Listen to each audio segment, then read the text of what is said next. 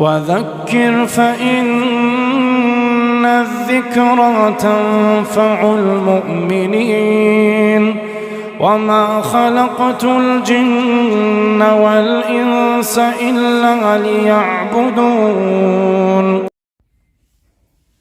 بسم الله الرحمن الرحيم. إن الحمد لله نحمده ونستعينه ونستغفره ونعوذ بالله من شرور أنفسنا وسيئات أعمالنا من يهده الله فلا مضل له ومن يضلله فلا هادي له وأشهد أن لا إله إلا الله وأشهد أن محمدا عبده ورسوله أما بعد. சர்வ புகழும் புகழ்ச்சியும் வல்ல ரப்புல் ஆலமீன் அல்லாஹ் ஒருவனுக்கே உரித்தாகட்டும். அல்ஹம்துலில்லாஹ்.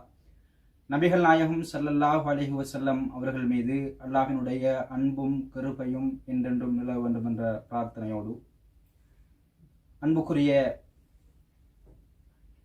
சகோதர சகோதரிகளே, அல்லாஹ்வினுடைய மாபெரும் கிருபையின் மூலமாக நாங்கள் எல்லாம் ரமலானுடைய நோன்புகளை நோட்டவர்களாக இருந்து வருகின்றோம்.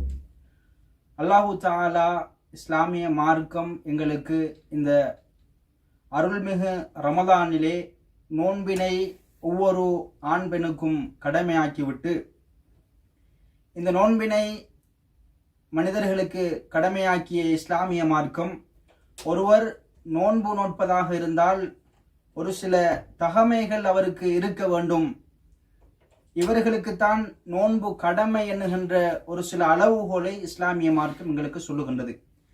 அதிலே ஒருவர் நோன்பு நோட்பதாக இருந்தால் அவர் முஸ்லீமாக இருக்க வேண்டும். காபிர்களுக்கு நோன்பு கடமை கிடையாது, முஸ்லீமாக இருக்க வேண்டும். அதுபோல ஒருவர் பருவ வயதை அடைந்திருக்க வேண்டும். சிறுவர்களுக்கு நோன்பு பிடிப்பது அவசியம் கிடையாது, நோன்பு பிடிக்க தேவையில்லை அவர்கள். எனவே ஒருவர் நோன்பு பிடிப்பதாக இருந்தால் முஸ்லிமாக இருக்க வேண்டும். அவர் பாலிகாக பருவ வயதை எட்டியவராக இருக்க வேண்டும். அடுத்ததாக ஆக்கிலன், அவர் புத்தியுள்ள ஒரு மனிதராக இருக்க வேண்டும். மஜ்னூன், பைத்தியக்காரர்களுக்கு இந்த நோன்புகள் கடமை இல்லை என்பதை இஸ்லாமிய மார்க்கம் எங்களுக்கு சொல்லுகின்றது. அத்தோடு நோன்பு நோற்றவர் சக்தி பெற்றவராக, காதிரன் என்னுகின்ற அந்த வரையறையும் கொண்டு வருகின்றது. சக்தி பெற்றவராக இருக்க வேண்டும். எனவே இஸ்லாமிய மார்க்கம் எங்களுக்கு நோன்பினை கடமையாக்கிவிட்டு, நோன்பு நோட்பவர் முஸ்லிமாக இருக்க வேண்டும், பருவ வயதை எய்திருக்க வேண்டும், அவர் புத்தியுள்ள ஒரு மனிதராக இருக்க வேண்டும், அவர் நோன்பு நோட்க சக்தி பெற்றவராக இருக்க வேண்டும் என்ற வரையறைகளை எங்களுக்கு சொல்லுகின்றது.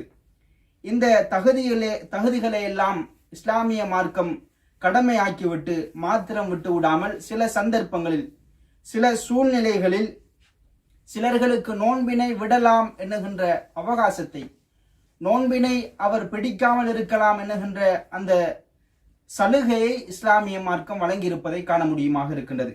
அன்புக்குரிய சகோதரர்களே, அந்த அடிப்படையிலே இந்த ரமலானிய நிகழ்ச்சியினூடாக நாங்கள் இஸ்லாமிய மார்க்கம் நோன்பை விடுவதற்கு அனுமதி அளித்த சாரார்கள் யார், சலுகை வழங்கிய சாரார்கள் யார் என்ற செய்தியைத்தான் இந்த நிகழ்ச்சியினோடாக நாங்கள் படிக்க இருக்கின்றோம். அன்புக்குரிய சகோதரர்களே, சூரத்துல் பக்கராவிலே அல்லாஹு தஆலா தெளிவாக ஒரு செய்தியினை சொல்லுகின்றான். 184வது வசனம், ஃபமன் கான மின்கும் மரீதன் அவ் அலா சஃபரின் ஃபஇத்தத்தும் மின் ஐயாமின் உஹர். உங்களிலே யாராவது நோயாளியாக இருந்தாலோ அல்லது பிரயாணத்தை நீங்கள் மேற்கொண்டாலோ நீங்கள் நோன்பு பிடிக்க தேவையில்லை. ஃபஇத்தத்தும் மின் ஐயாமின் உஹர், நீங்கள் வேறு நாட்களில் அந்த நோன்புகளை கணக்கிட்டு நோற்றுக்கொள்ளுங்கள் என்ற ஒரு சலுகையினை அல் குர்ஆனிய வசனம் எங்களுக்கு சொல்லி காட்டுகின்றது.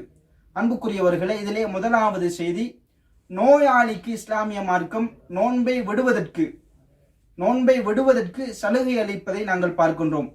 நோயாளியை பொறுத்தவரையிலே, நோயினை பொறுத்தவரையிலே எங்களுக்கு தெரியும், அன்றாட வாழ்க்கையிலே இந்த செய்தியினை இரண்டு வகையாக நாங்கள் பார்க்க முடியும். ஒன்று, ஒருவருக்கு தற்காலிகமாக நோய் ஏற்படுகின்றது, நாங்கள் இருக்கின்றோம், திடீரென காய்ச்சல் ஏற்படுகின்றது, காய்ச்சல் ஓரிரு நாட்கள் தொடர்கின்றது, நோன்பு நோட்க முடியாது என்ற ஒரு நிலை ஏற்படுகின்றது, மீண்டும் அது சரியாகி விடுகின்றது. இது ஒரு தற்காலிக ஒரு நோய். எனவே இப்படிப்பட்ட நோயாளிகள், தற்காலிக நோய் ஏற்படுகின்றவர்கள் இவர்கள் தாராளமாக அந்த காலங்களில் நோன்பினை விட முடியும் என்ற சலுகையினை வழங்கிய இஸ்லாம் அவர் விட்ட பிறகு திரும்ப அந்த நோன்பினை கலா செய்ய வேண்டும் என்ற அந்த செய்தியினையும் எங்களுக்கு ஞாபகப்படுத்துகின்றது. இது முதலாவது பகுதியினர். இரண்டாவது, எங்களுக்கு தெரியும் தீராத நோய் உள்ளவர்களும் இருக்கின்றார்கள். எமது அண்டை வீட்டார்களில், எமது குடும்பத்தார்களில், அல்லது எங்கள் ஒவ்வொருவருக்கும் சிலர்களுக்கு இருக்கலாம். அது தீராத நோய்வாய்ப்பட்டவர்களும் எங்களுக்கு இருக்கின்றார்கள். எனவே இவர்களுடைய நிலைப்பாடு என்று இவர்களுக்கும் இஸ்லாமிய மார்க்கம் தனியான ஒரு சட்டத்தை சொல்லுகின்றது. உதாரணமாக, ஒருவருக்கு கேன்சர் ஏற்பட்டிருக்கும், அல்லது சுகர் பேஷண்ட், சீனி நோயால் பாதிக்கப்பட்டவர்கள் எல்லாம் அடிக்கடி மாத்திரை போட வேண்டும். அவர்கள் சிகிச்சை வைத்தியருடைய அந்த ஆலோசனைக்கேற்ப அவர் அந்த மாத்திரைகளை சரியான சந்தர்ப்பங்களிலே போட்டுக்கொள்ள வேண்டும். எனவே இவர்களுக்கெல்லாம் இஸ்லாமிய மார்க்கம் தீராத நோய் இருப்பதால் அவர்கள் பிடிக்க தேவையில்லை என்கின்ற, ஏனென்று சொன்னால் ஏற்கனவே பார்த்ததை போல இவர்கள் கைரு காதிர், நோன்பு பிடிக்க சக்தி அற்றவர்கள், இயலாதவர்கள், இவர்களுக்கு கதா கிடையாது, நோன்பினை அவர்கள் திரும்ப பிடிக்கணும் என்ற அவசியம் கிடையாது என்ற வரையறைகளை இஸ்லாமிய மார்க்கம் சொல்லுகின்றது. இவர்களுடைய வரையறைகளை போலதான் இன்னொரு சாரார் இருக்கின்றார்கள், வயது முதிர்ந்தவர்கள், அல் ஆஜிஸ், வயது முதிர்ந்தோர். இவர்களுக்கும் இஸ்லாமிய மார்க்கம் சொல்லுகின்ற சட்டம் என்னவென்றால், நோன்பினை இவர்களும் பிடிக்க தேவையில்லை. தள்ளாடுகின்ற வயதிலே இருக்கின்றார்கள், நோன்பு நோட்க இயலாதவர்களாக இருக்கின்றார்கள், வயது சென்று விட்டது என்றால் இவர்களும் நோன்பு நோட்க சலுகை இஸ்லாமிய மார்க்கம் வழங்கி இருக்கின்றது. இவர்களும் ஏற்கனவே சொன்ன தீராத நோய் ஏற்பட்டவர்களுக்கு என்ன சட்டமோ அவர்களை போலதான் இவர்கள் கதா செய்ய தேவையில்லை.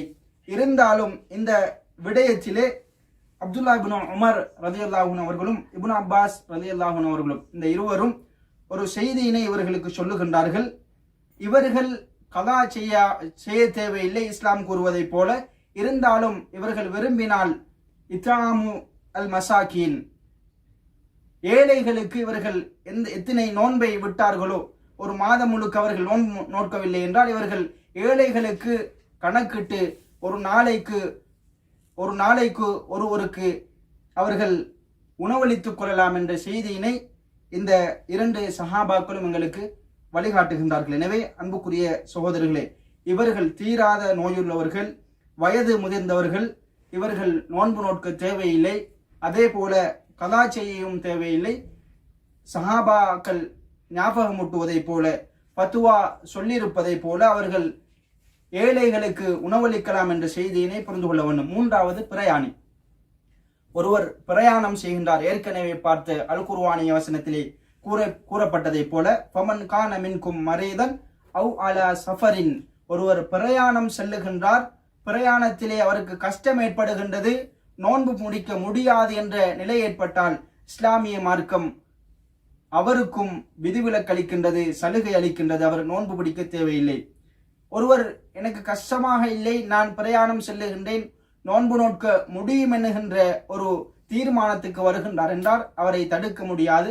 அவர் விரும்பியவாறு நோன்பு நோற்றுக் கொள்ளலாம். ஏனென்று சொன்னால், ஜாபிர் பின் அப்துல்லா என்று சொல்லக்கூடிய நபி தோழர் ரலியல்லாஹு அன்ஹு அவர்கள் அறிவிப்பு செய்கின்ற செய்தி வந்திருக்கின்றது. அல்லாஹ்வுடைய தூதர் ஸல்லல்லாஹு அலைஹி வஸல்லம் அவர்களோடு நாங்கள் பிரயாணத்திலே இருந்தோம். எங்களிலே சிலர்கள் நோன்பு நோற்றிருந்தார்கள், இன்னும் சிலர்கள் நோன்பு நோட்கவில்லை என்ற செய்தியினை நாங்கள் பார்க்க முடியுமாக இருக்கின்றது. எனவே அன்புக்குரிய சகோதர சகோதரிகளே, பிரயாணம் செய்பவர்களும் நோன்பு நோக்காமல் இருக்க அனுமதி அளிக்கப்பட்டிருக்கின்றார்கள். அவர்கள் பின்னால் அதனை கதா செய்து கொள்ள வேண்டும், நோன்பை விடுபட்ட நோன்பை பிடித்துக் கொள்ள வேண்டும் என்ற செய்தியினையும் புரிந்து கொள்ள வேண்டும். நான்காவதாக, அல் ஹாயிது வன் நுஃபஸா, மாதவிடாய் ஏற்படுகின்ற பெண்களும் குழந்தை பேற்றின் பிறகு, குழந்தை பிறந்ததன் பிறகு ஒரு பெண் ஏற்படுகின்ற ஒரு இயல்பு தன்மைதான் இரத்தப்போக்கு. இந்த இரண்டு நபர்களும், பெண்களுடைய முக்கியமான சட்டம் இது. இந்த இரண்டு நிலையிலே உள்ளவர்களும் இவர்களுக்கும் இஸ்லாமிய மார்க்கம் நோன்பை அனுமதிக்கவில்லை. இவர்கள் நோன்பு பிடிக்க முடியாது என்ற செய்தியினை இஸ்லாமிய மார்க்கம் எங்களுக்கு சொல்லி காட்டுகின்றது. இவர்களுக்கு நோன்பு கடமை இல்லை.